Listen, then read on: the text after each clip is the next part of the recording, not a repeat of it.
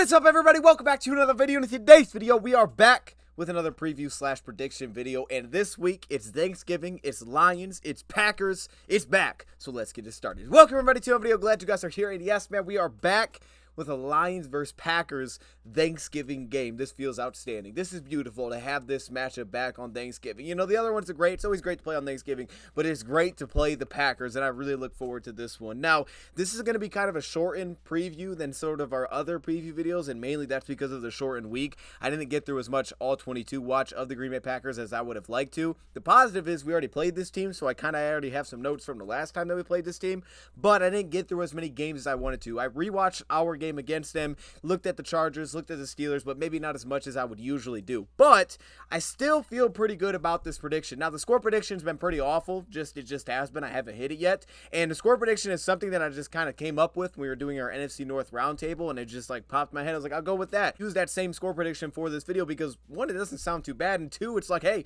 if I'm going to hit one, maybe that's the one that I'm going to hit. But of course, as always, we have to start off with the injury report. What do we know so far about this game? So let's start there. Let's start with the Packers side. Players that have been listed questionable. We have running back A.J. Dillon. Now, the key there is that Aaron Jones is also out for this game. A.J. Dillon's going to be the main guy if he can play. Patrick Taylor, another one of their backup running backs. So we're really keeping an eye on A.J. Dillon just to see where their running back health is at. That's going to be a key one. Jair Alexander, of course, he's key. I think he's one of the better cornerbacks in football. I think he's one of the best cornerbacks in football when right, man. That dude is a ball hawk. He's a playmaker in the back end. He's picked us off going back to last season. Jair Alexander is a problem in the back end, and currently he's listed as questionable. He's missed the last 2 games. Continuing, Devondre Campbell. This wouldn't be really new for the Lions because Isaiah McDuffie played against us last time, who would be their backup linebacker, but he's listed as questionable, so Devondre Campbell could play. We know last season he was great. Continuing, Rudy Ford, the safety, is also listed as questionable. The key here for me is that if Rudy Ford can't play, they're going to be pretty young at the safety position with Darnell Savage already being ruled out. Talk about a potential shot play that the Lions can set up in this game, maybe a little trickery, maybe a little rollout throwback pass, kind of like we saw with Khalif Raymond.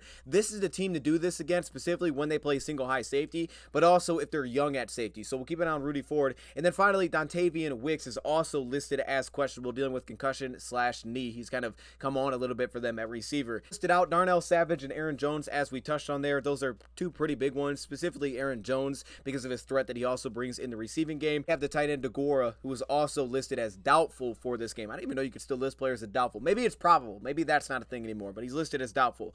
On to the Lions side, we have a short version here. First off, Jonah Jackson has once again been listed out for this game. Now, the Lions have elevated Michael Schofield off the practice squad, which I don't know that he's going to play in this game. I would think that they would lean into Colby Sorstel once again after playing last week at the left guard position. So I'm assuming this is probably just depth.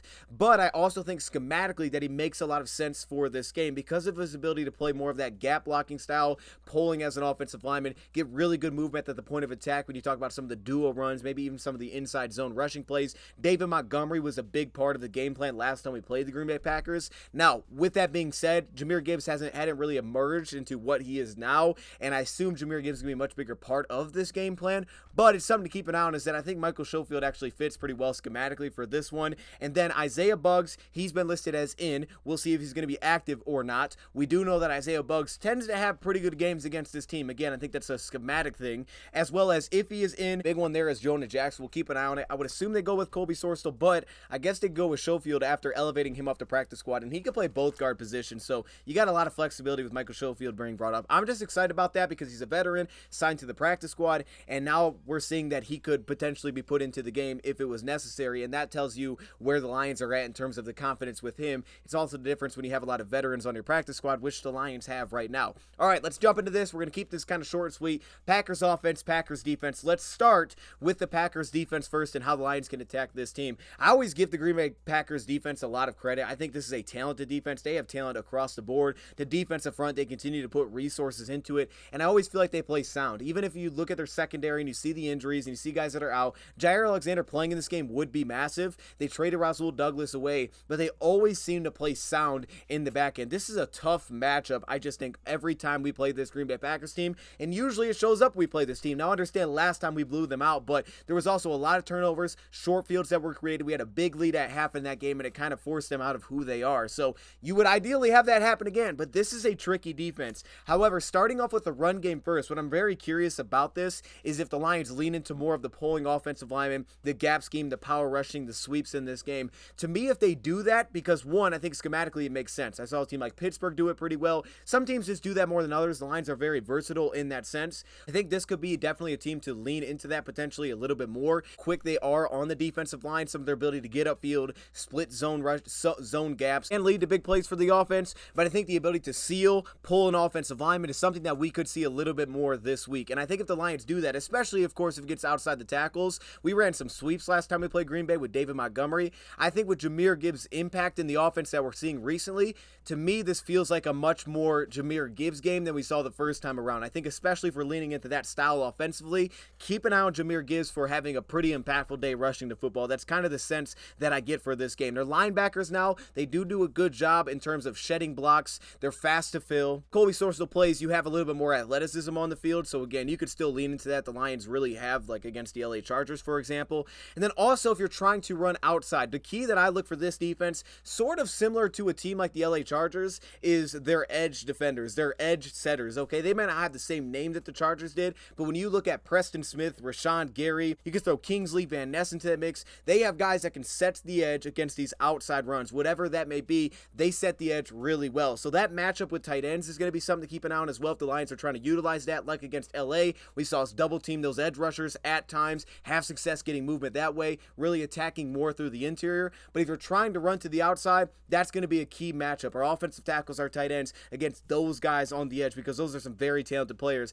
Then on the interior, like I said, they have good athletes. Slayton's 330 pounds. He's their nose tackle, but between Devontae Wyatt and Kenny Clark, those guys can get upfield. We do go to Dave Montgomery. I think between the tackle box would make sense. You know, inside zone rushing, duo plays, which I've seen teams have success against Green Bay because you can move them at the point of attack. So if you want to kind of fight like, hey, this is what they are, let's go opposite and let's just beat them to it, that's something that you could do, and that's where David Montgomery could come into play because of his vision, his ability to get consistent movement forward. But I have a sense that Jahmyr Gibbs could have a huge game rushing the football in this one. A lot of Valentine at cornerback as well for them this season. I think he's honestly settled in, the rookie out of Kentucky. Nixon, of course, in the slot position. We've even seen a little bit of Corey Ballantyne. That's a familiar name, just to kind of keep an eye on that one. So their secondary, again, they're a little bit banged up, but if Jair Alexander plays, it's a massive get back for this defense. I still feel like, statistically speaking, if I consistently got a matchup with St. Brown on Nixon, I would like that matchup for our offense. Quickly want to hop in here to tell you a little bit about our partner for this NFL season, and that is BetUS, who is a leading online betting platform that offers a wide range of sports betting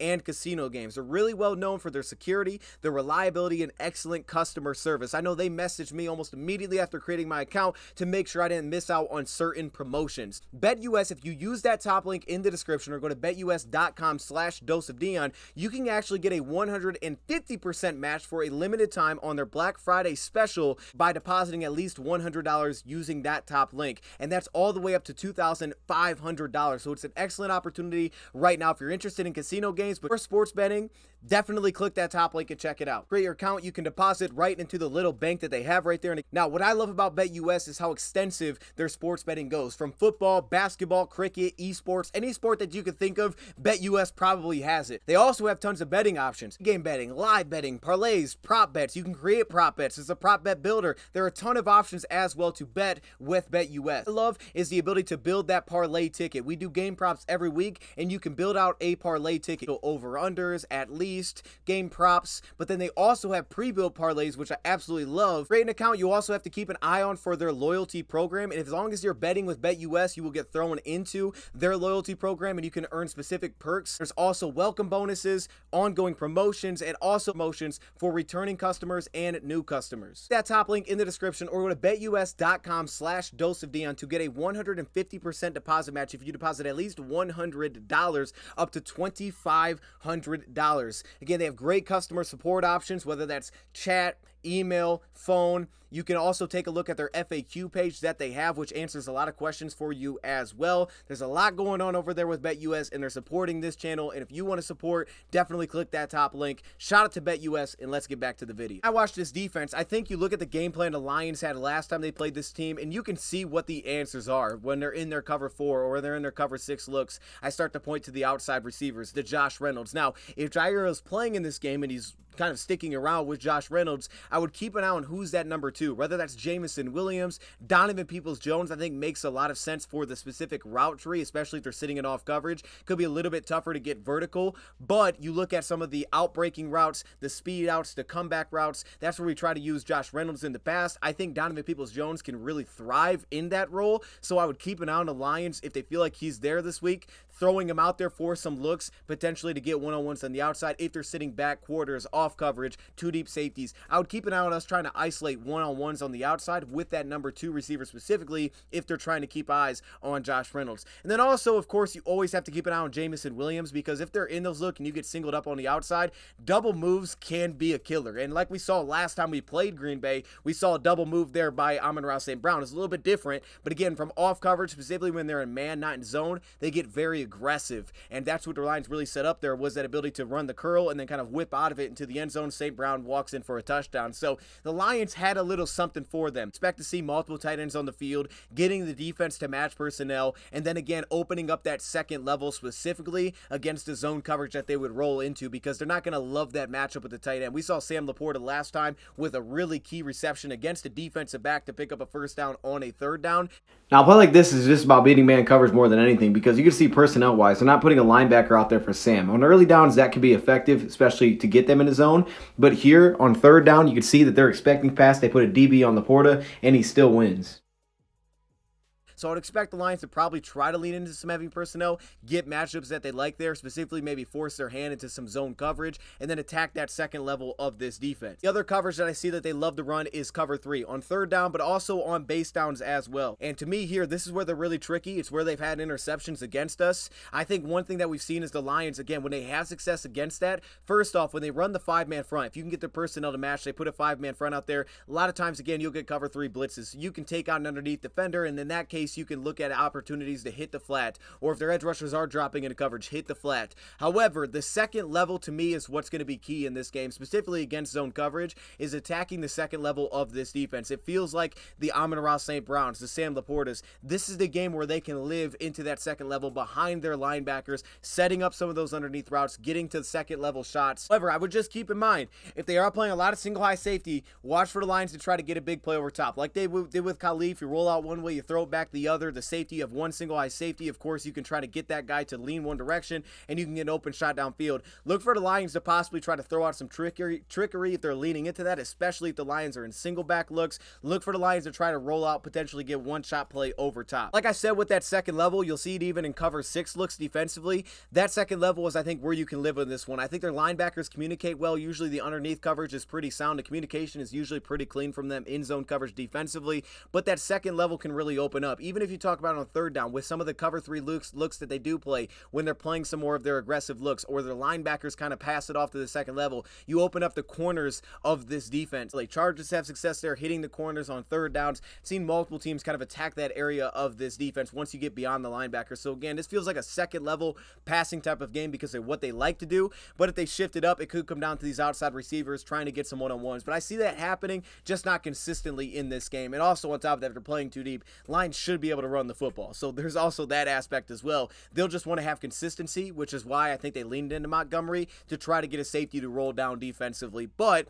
with that being said, I think, again, Jahmyr Gibbs could be in for a big game. On third down, again, like I said, it's either cover 3 or it's cover 1 that you kind of notice defensively. Cover 1, I like our matchup, of course, with Amon-Ra St. Brown there. I also like really whoever's guarding Sam Laporta. The Packers this season haven't been excellent against tight ends. No matter really who they put on him, even if it's defensive back, I kind of like my matchup there with Sam Laporta. He had some big catches for us last time that we played this team. Then again, on the outside, whoever Jair Alexander basically isn't covering, that's a matchup that I don't have an issue with either. And then again, if they're playing into that man coverage, look to potentially get aggressive, hit up some double moves, because that's how they play a lot of times from off coverage, though you may not see that as much on third down. Once you get into the red zone, last time we saw this, multiple in terms of the looks that they throw you, from cover 1 to cover 3 to Tampa 2 looks when you're backed up. You know, you're backed up a little bit, and the Lions haven't had a ton of success attacking some of that zone coverage once they've gotten inside really the 10-yard line. It's also where I really like Josh Reynolds one-on-one in this one. I liked it last time we played this team. I like getting Josh Reynolds one-on-one against this matchup. I still feel like Donovan Peoples-Jones could add a lot, so if they feel like he's ready, this would be a game where it wouldn't surprise me if he came through with a big touchdown grab inside the 20. Like, I really like that matchup, and because of the struggles that we had against certain coverage. But they're very multiple down there between goal line man. Once you get inside the 3, you get backed up. They'll play zone coverage, 2 deep safeties. They'll play cover 3 looks within the red zone. I think it's about isolating those one-on-ones if possible. And then in terms of the guys that you have to be worried about in terms of getting pressure there, now we talked a little bit about their edge defenders, but they got some guys from the interior that you have to keep an eye on because all of them can really get some pressure. I don't think they have elite pass rushers in the interior, but between what Carl Brooks has done this season, he's kind of elevated as an interior rusher, as a 3 technique, a little bit lighter. So again, you could think that you could attack those pieces like the outside zone, kind of a style that we came with against the LA Chargers. But Carl Brooks, Slayton can get some pressure from the interior. Devontae Wyatt. When I look at this offense and I look at the keys that I'm looking for, it's the guard play. The guard play, not only run blocking, whether that's trying to seal or whether that's trying to move laterally, but also in pass protection because of kind of the underrated elements that they have, especially on some of our play action sets where we're going to try to attack that second level of this defense. The second key I have is who is that number 2 receiver giving us some key wins. Now, it could be Josh Reynolds. If they're not following Jair on Josh, I mean, it could be Josh Reynolds, and we saw last time we played them, the Lions went at him a few times. Sometimes we just didn't hit the pass, but those outside receivers at times in this game are going to be big, especially if we're in a second and long situation. So I circle really who's the number 2 that can win against some off coverage looks, but that could be Josh Reynolds. He's been pretty much elite this year against man coverage, so it could still be Josh Reynolds. Finally, Sam Laporta. I think Sam Laporta could have a big game. I think he's a big middle field answer. I mean, Amon-Ra St. Brown, you just expect that he's going to have a huge game. You just do. So I think that one's kind of known, really, regardless of who you play. It's hard to, you can't really take the guy out of the game plan, okay? He's someone that you can't take because of everywhere he'll move. So play inside, outside, to play tight end. You can't really take the guy out of the game. But to me, Sam Laporta's ability to attack the middle of the field in this matchup is something that I really like. Now, let's flip it to the other side of the ball. This offensive line. It's not a bad offensive line, though I always feel like Aiden Hutchinson just has a ton of success against this offensive line. Zach Tom, no matter how well the guys really played this season, I still really like Aiden Hutchinson in that matchup. But on the interior, Elton Jenkins is at left guard. They did not have him last time we played this team. At Myers, but then at right guard is John Runyon, and he's been the most inconsistent, I would say, player on this offensive line, which is why I love Aleem McNeil. I love those interior players that have success. You know, Isaiah Buggs have had success over the year with some of the quickness, the ability to transition from playing to run to rushing to passer. I love the interior matchup all the time in this game. I really like our whole defensive front matchup, but Aleem McNeil, once again, been pounding the table the last few weeks for him. I like him again in this matchup, especially if he gets up one-on-ones with John Runyon.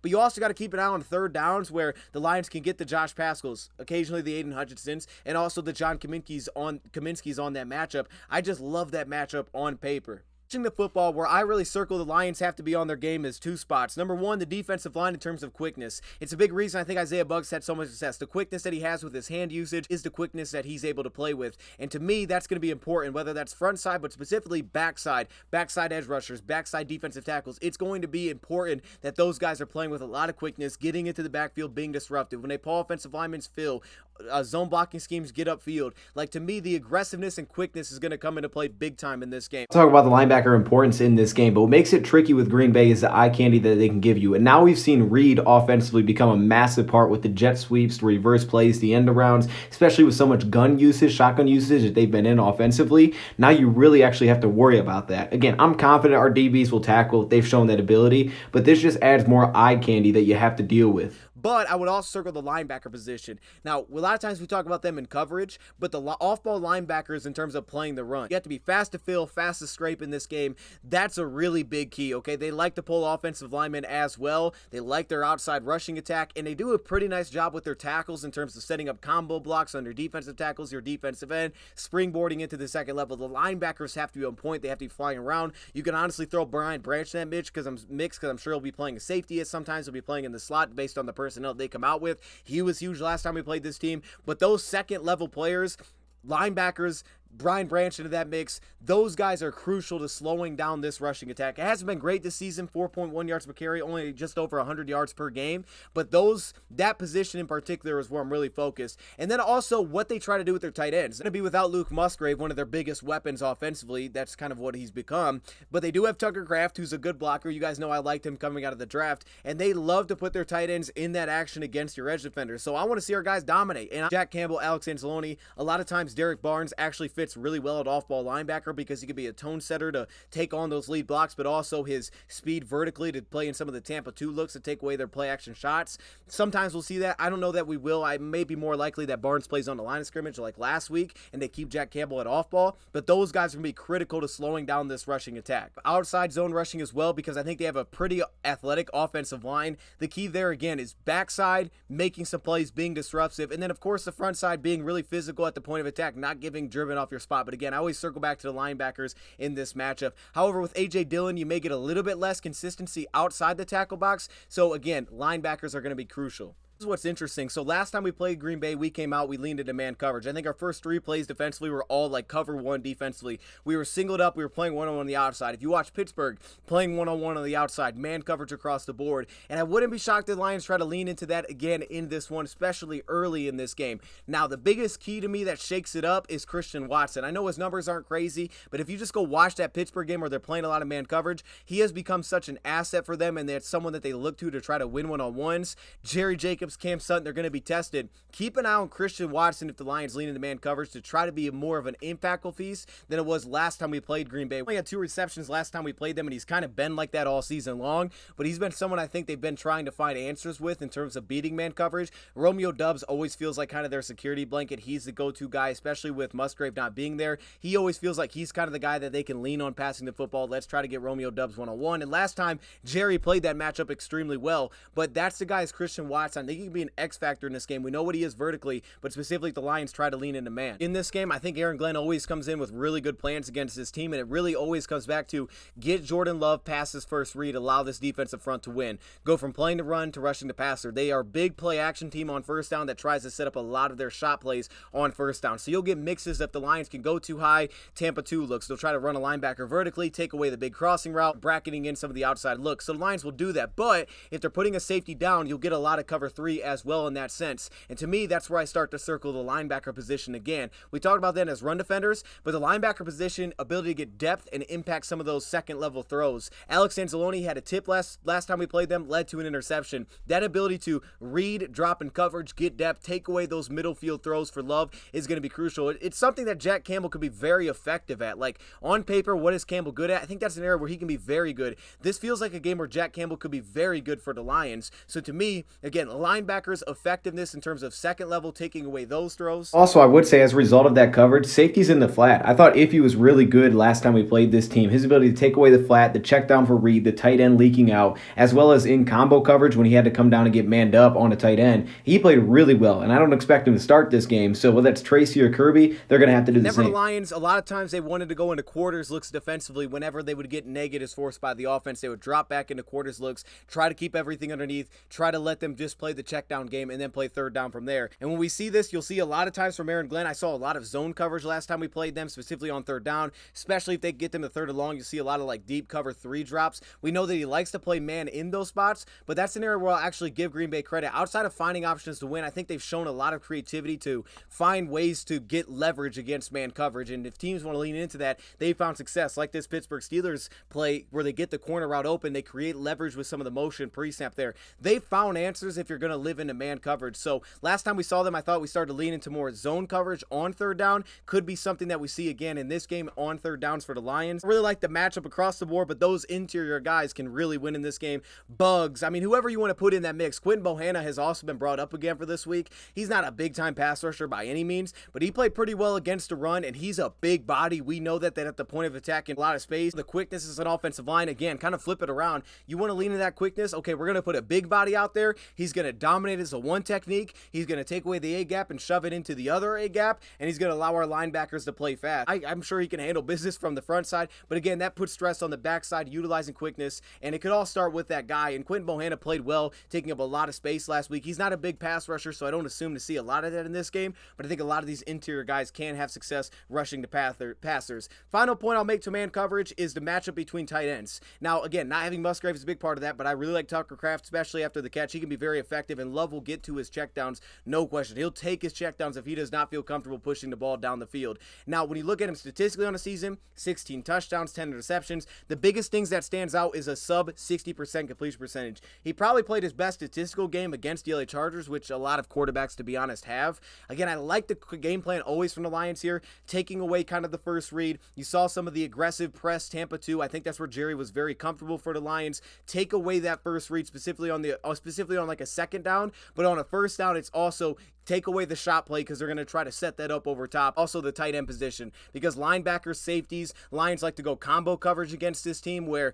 to the boundary, they'll play man coverage. A safety will come down, man up a tight end. Last time we saw this matchup, we had Iffy out there. This game, we probably won't. It'll probably be Kirby Joseph. It'll probably be Tracy Walker. So again, those guys will be thrown into the mix likely if the Lions do some of that combination coverage, man zone. And again, a big strategy for them, and this goes back to when Rodgers was there, trying to get to take away that quick pass. They've been playing a lot more out of the shotgun recently. From what I can tell, the games that I've went through, they've started to lean into that, and I think for Love, getting the ball out quicker, easier to see it for Love. A lot of play action of that, pulling offensive linemen. So again, defensive front can have success, but I've seen a lot of shotgun usage. So for the Lions, look for that combo coverage to come back out in this game to take away some of those quick hitters. Just try to get him beyond that first read, because after that, it turns into check down / sack, and that's where the Lions are going to want to live in this game. So just keep an eye on that as you're watching Love. Is the first read where the ball's coming out, or is he having to hitch and then find that second read? I think with all the shotgun, it helps him because he doesn't have to turn his back to the defense. But at the same time, I think a new element that's really been added here is his mobility, his ability to take off, extend plays. That's been kind of an element that's a little bit difficult to plan for when you talk about getting beyond that first read, because I've seen plays where he's been able to stick on the first read that he wants, just extend and find him open a little bit later. I think that'll be the key. It always feels like it's the key in this matchup. So my key players are, first off, edge defenders. Derek Barnes, Jack Campbell, Aiden Hutchinson, whoever that may be. Of course, rushing the passer, but dominating those tight ends. You want to lead with the tight end, dominate that matchup. I think that they can. Maybe a little bit less with the linebacker Campbell or Derek Barnes on the line of scrimmage. Again, you could kind of throw that more than to a John Kaminsky or a Josh Paschal trying to handle some of those double teams that they set with tackles and guards. Continuing the linebacker position, it'll be different than kind of what the challenge was, I think, with Chicago or what it is with Baltimore, with all the quarterback run, the multiple rushing options, all the flats, everything underneath. They do a really nice job with motion. They'll throw screens, but it's a little bit of a different threat. To me, this is more filling, playing the run, getting off blocks, and it's getting depth into coverage. And to me, I think Jack Campbell could be really good there. I know Alex is really good there. It's a different threat. I think the Lions actually match up better with this one, and like we've seen, Derek Barnes has had success against this matchup. And finally, I'm looking at Jerry Jacobs. I really want to see him in this game. That outside receiver threat. They love to go to Romeo Doubs. Jerry, you can throw in Cam Sutton too. You can throw both of these guys in the mix, especially if you're going into cover 3. You're still getting singled up on the outside. But I really like the way that Jerry played. He was an absolute game changer last time these two teams faced off. So I'm circling to see what he does this time around. With that, my score prediction for this game, like I said, I'm going with what I put out there on the NFC North Roundtable. Go check it out every Wednesday, 6:15 p.m. Eastern Time. We go live, all NFC North content creators. It's a ton of fun. I'm going to go Lions 27-17 on Turkey Day, all right, on Thanksgiving, and we have a great Thanksgiving, and we go to 9-2 on the season. Very excited for this one. Let me know your thoughts in the comments below. Happy Thanksgiving, and I'm out. And as always, got to give a shout out to BetUS. You can click that top link in the description or to betus.com/DoseOfDion. And again, if you deposit at least $100 using that top link, you can get a 150% match up to $2,500. And they have this nice little promotion going on right now with Black Friday. So this isn't going to last forever, this 150% match. So shout out to BetUS, man. They're hooking you up for the holidays. Check that out. I appreciate y'all watching, man, and happy Thanksgiving. I'm out.